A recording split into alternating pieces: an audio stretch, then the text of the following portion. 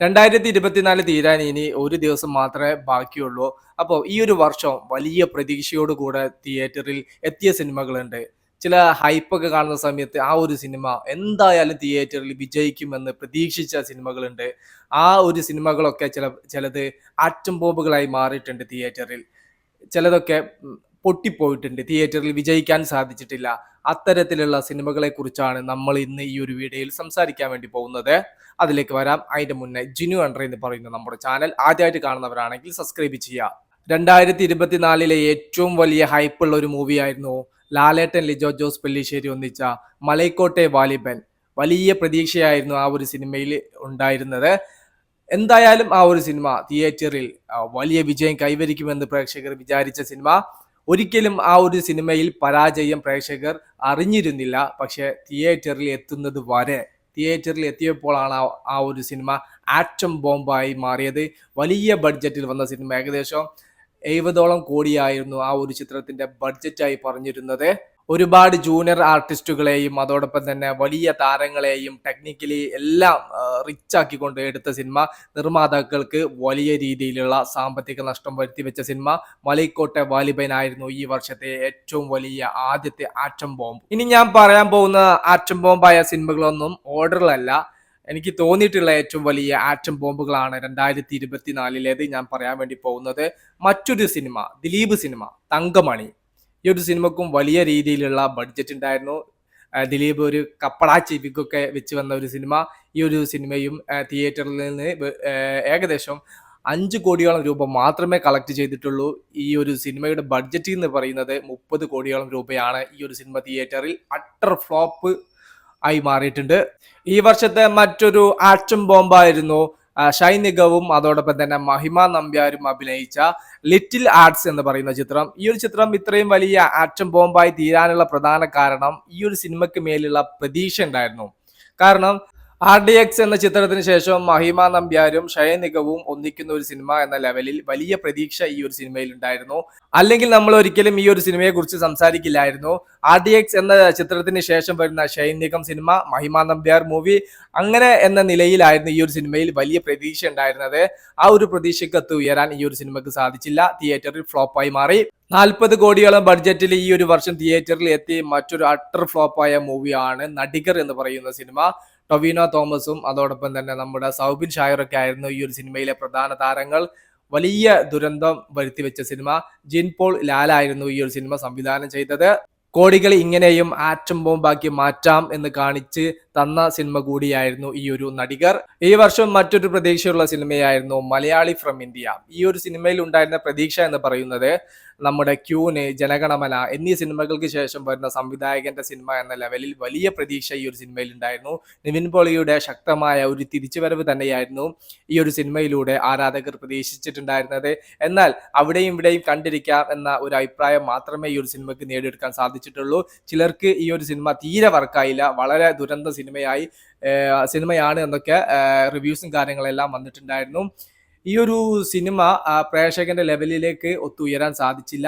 വലിയ ദുരന്തം അല്ലെങ്കിൽ അട്ടർ വേസ്റ്റ് സിനിമ എന്നൊന്നും പറയാൻ സാധിക്കില്ല. എന്നാലും ഈ ഒരു സിനിമ ഈ വർഷത്തെ പരാജയ സിനിമകളുടെ കൂടെപ്പെട്ടത് തന്നെയാണ്. ഈ വർഷത്തെ മറ്റൊരു ഫ്ലോപ്പ് മൂവിയാണ് നമ്മുടെ ദിലീപിന്റെ തന്നെ പവി കെയർ ടേക്കർ. വലിയ പ്രതീക്ഷയിൽ തിയേറ്ററിലെത്തിയ സിനിമ തന്നെയായിരുന്നു ഇതും. പഴയ ദിലീപിനെ നമുക്ക് വീണ്ടും തിരിച്ചു കിട്ടുമെന്നുള്ള പ്രതീക്ഷ ആരാധകർക്ക് ഉണ്ടായിരുന്നു. ആ ഒരു പ്രതീക്ഷയ്ക്ക് ഒത്തുയരാൻ ഈ ഒരു സിനിമക്ക് സാധിച്ചില്ല.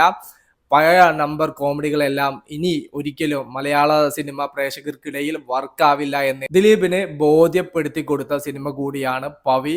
വളരെ മോശം തിരക്കഥ, വളരെ മോശം ആക്ടിങ്. നമ്മുടെ നടൻ വിനീത് കുമാർ ആയിരുന്നു ഈ ഒരു സിനിമ സംവിധാനം ചെയ്തിട്ടുള്ളത്. ദിലീപിന്റെ തന്നെ പല സിനിമകളിൽ നിന്നും കുറെ സീൻസ് എല്ലാം ചുരണ്ടിയെടുത്ത് ചെയ്തു വെച്ച ഫീലാണ് ഈ ഒരു സിനിമ കണ്ട സമയത്ത് ഫീൽ ചെയ്തിട്ടുള്ളത്. ഈ ഒരു സിനിമയും ഈ വർഷത്തെ പരാജയ ലിസ്റ്റിൽ പെടുന്നു.